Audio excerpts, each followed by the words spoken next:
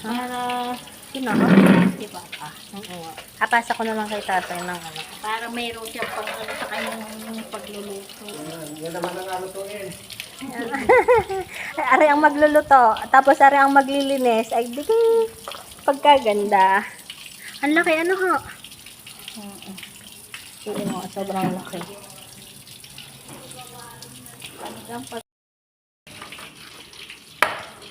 Yeah. pag-aapulaan tayo ng mga marunong. Wow!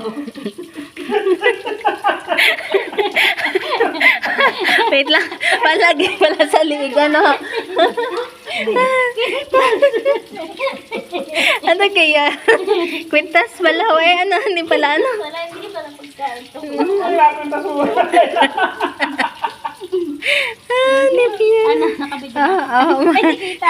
Oo, kita na, ano, ikaw kwintas mo na. Ready si mama ang ano niyo. Oo, ang hindi pala siya, ano? Kapit na maliit. Kumpit daw, yung matalas yun, be.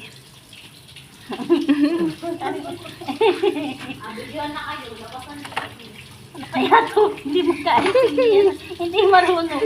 Kailan ako nakakakita ako nito sa dagat. Yung pinapana nung pinapanood ng papa. Pero yung garin na, hindi ko na.